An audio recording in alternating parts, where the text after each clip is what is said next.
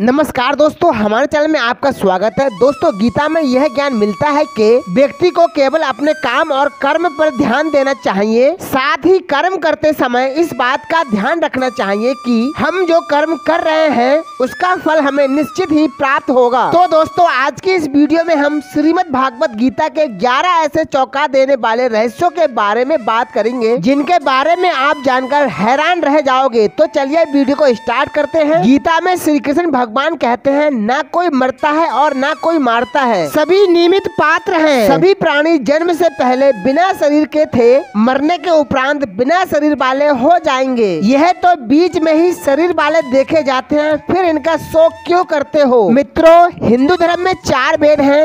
वेदों को 4 भागों में बांटा गया है: ऋग्वेद, यजुर्वेद, सामवेद और अर्थवेद। वेदों को वेदांत या उपनिषद कहते हैं और उपनिषदों का सार या निचोड़ गीता में है। गीता हिंदुओं का सर्वमान्य एकमात्र धर्म ग्रंथ है। नंबर 2, गीता के ज्ञान को भगवान श्री कृष्ण ने अर्जुन को कुरुक्षेत्र में खड़े होकर दिया था। इसे श्री कृष्ण अर्जुन संवाद कहते हैं। वैसे तो गीता श्री कृष्ण और अर्जुन के बीच हुआ एक संवाद है, लेकिन कहते हैं कि भगवान श्री कृष्ण के माध्यम से उस काल रूप परम परमेश्वर ने गीता का ज्ञान विश्व को दिया। श्री कृष्ण उस समय योगारूढ़ थे। गीता के 4थे अध्याय में भगवान श्री कृष्ण जी कहते हैं कि पूर्व काल में मैंने यह योग विवस्वान को दिया और विवस्वान ने मनु को दिया, मनु ने इक्ष्वाकु को दिया। यूं पीढ़ी दर पीढ़ी परंपरा से प्राप्त इस ज्ञान को राज ऋषियों ने जाना, पर अभी ये ज्ञान लुप्त हो गया है और अब उस पुराने योग को ही तुम्हें पुनः बता रहा हूँ।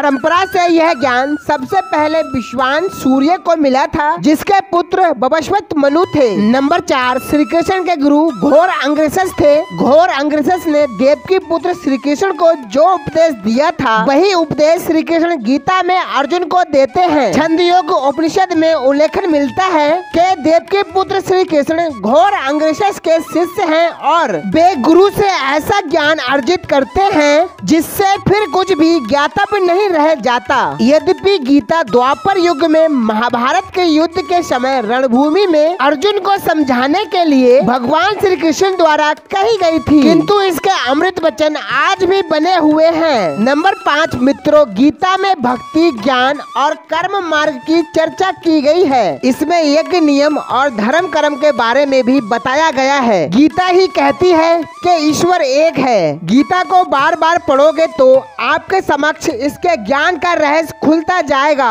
दोस्तों, गीता के प्रत्येक शब्द पर एक अलग ग्रंथ लिखा जा सकता है। गीता में सृष्टि, उत्पत्ति, जीव विकास क्रम, हिंदू संदेहवाहक क्रम, मानव उत्पत्ति, योग, धर्म कर्म, ईश्वर भगवान, देवी देवता, उपासना, प्रार्थना, यज्ञ, नियम, राजनीति, युद्ध, मोक्ष, अंतरिक्ष, आकाश, धरती, संस्कार, वंश, कुल, नीति, अर्थ, पूर्व जन्म, जीवन प्रबंध, राष्ट्र निर्माण, आत्मा, कर्म सिद्धांत, त्रिगुण की संकल्पना, सभी प्राणियों में मैत्री भाव आदि सभी जानकारियाँ श्रीमद् भागवत गीता में दी गई हैं। नंबर 6, श्रीमद् भागवत गीता योगेश्वर श्री कृष्ण की वाणी है। इसके प्रत्येक श्लोक में ज्ञान रूपी प्रकाश है। इसे पढ़ने से मनुष्य के अज्ञान का अंधकार नष्ट हो जाता है। इसमें ज्ञान, भक्ति, कर्म योग मार्गों की व्याख्या की गई है। इन मार्गों पर चलने से व्यक्ति निश्चित ही कर्म पद का अधिकारी बन जाता है। नंबर 7, दोस्तों, 3112 ईसा पूर्व भगवान श्री कृष्ण का जन्म हुआ था।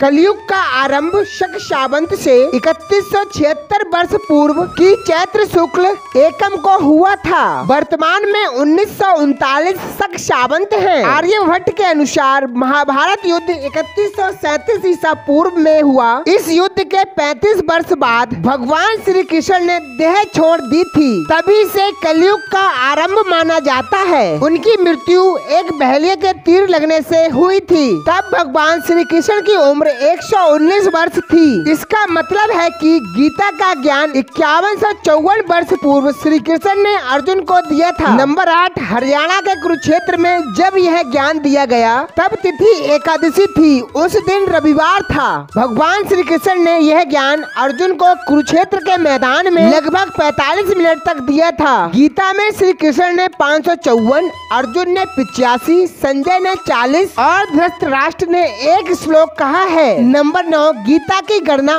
उपनिषदों में की जाती है, इसलिए इसे गीतो उपनिषद भी कहा जाता है। दरअसल यह महाभारत के भीष्म पर्व का हिस्सा है। महाभारत में कुछ स्थानों पर उसका हरि गीता नाम उल्लेख हुआ है। नंबर 10, श्री कृष्ण ने गीता का ज्ञान अर्जुन को इसलिए दिया क्योंकि वह कर्तव्य पथ से भटककर सन्यासी और बैरागी जैसा आचरण करके युद्ध छोड़ने को आतुर हो गया था। वह भी ऐसे समय जब युद्ध के मैदान में सेना डटी पड़ी थी। ऐसे में भगवान श्री कृष्ण ने अर्जुन को अपना कर्तव्य निभाने के लिए यह ज्ञान दिया था। गीता का ज्ञान अर्जुन के अलावा संजय ने सुना और उन्होंने धृतराष्ट्र को सुनाया। नंबर 11, गीता एकमात्र ऐसा धर्म ग्रंथ है जिस पर दुनिया भर की भाषाओं में सबसे ज्यादा भाष्य, टीका, व्याख्या, टिप्पणी, निबंध, शोध ग्रंथ आदि लिखे गए हैं। शंकराचार्य, रामानुज, श्री राम शर्मा, भास्कर, वल्लभ श्रीधर, स्वामी आनंद गिरी, मधुसूदन सरस्वती, संत ज्ञानेश्वर, बाल गंगाधर तिलक, परमहंस योगानंद, महात्मा गांधी, सर्वपल्ली डॉक्टर राधाकृष्ण भावे, स्वामी नारायण जयपाल, ओशो रजनीश, स्वामी क्रियानंद आदि सैकड़ों विद्वानों ने गीता पर भाष्य लिखे हैं और प्रवचन दिए हैं। लेकिन कहते हैं कि जो ओशो रजनीश ने जो गीता पर प्रवचन दिए हैं वह दुनिया में सर्वश्रेष्ठ प्रवचन माने जाते हैं। किस समय किसने गीता को महाभारत से अलग कर एक स्वतंत्र ग्रंथ का रूप दिया, इसका कोई प्रमाण कहीं नहीं मिलता। शंकराचार्य द्वारा गीता पर भाष्य रचे जाने पर गीता जिस तरह प्रमाण ग्रंथ के रूप में पूजित हुई है, क्या वही स्थिति उसे इसके पूर्व भी प्राप्त थी, इसका निर्णय कर पाना कठिन है। तो दोस्तों, वीडियो में जानकारी कैसी लगी? अगर वीडियो में जानकारी अच्छी लगी हो तो वीडियो को लाइक और चैनल को सब्सक्राइब जरूर कर दें।